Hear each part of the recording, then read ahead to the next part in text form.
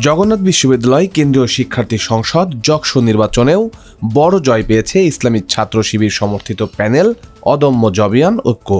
VP সাধারণ সম্পাদক সহ সাধারণ সম্পাদক সহ ২১টি পদের মধ্যে ১৬টিতেই জয় পেয়েছেন এই প্যানেলের প্রার্থীরা। ছাত্রদল ও ছাত্র অধিকার পরিষদ সমর্থিত ঐক্যবদ্ধ নির্ভীক জবিয়ান প্যানেল জয় পেয়েছে ৫ পদে। ৭ জানুয়ারি দিবাগত রাত ১টায় আনুষ্ঠানিকভাবে এই ফলাফল ঘোষণা করেন যকসুর প্রধান নির্বাচন কমিশনার অধ্যাপক মোস্তফা হাসান। ৫,৫৫৮ ভোট পেয়ে যকসু ভিপি পদে জয়ী হয়েছেন অদম্য জবিয়ান ঐক্য প্যানেলের রিয়াজুল ইসলাম। তার নিকটতম প্রতিদ্বন্দ্বী ঐক্যবদ্ধ নির্ভীক জবিয়ান প্যানেলের একেএম রাকিব পেয়েছেন ৪,৬৮৮ ভোট। জিএস পদে ৫,৪৭৫ ভোট পেয়ে জয়ী হয়েছেন আব্দুল আলীম আরিফ। তার প্রতিদ্বন্দ্বী খাদিজাতুল কুবরা পেয়েছেন ২,০২৩ ভোট। ৫,০২০ ভোট পেয়ে এজিএস পদে জয়ী হয়েছেন মাসুদ রানা।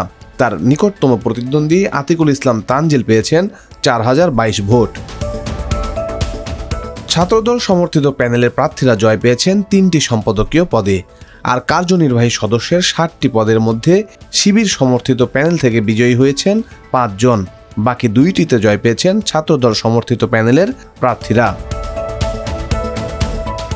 জগন্নাথ বিশ্ববিদ্যালয়ের একমাত্র ছাত্রী হল নওয়াব ফয়জুন্নেসা চৌধুরানী হল সংসদে ভিপি, জিএস ও এজিএস পদে ইসলামী ছাত্রী সংস্থা সমর্থিত অদম্য জবিয়ান ঐক্য প্যানেলের প্রার্থীরা জয়ী হয়েছেন।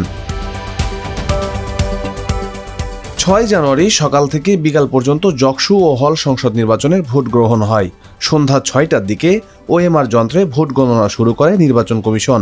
তবে যান্ত্রিক ত্রুটির কারণে একাধিকবার গণনা স্থগিত হয়।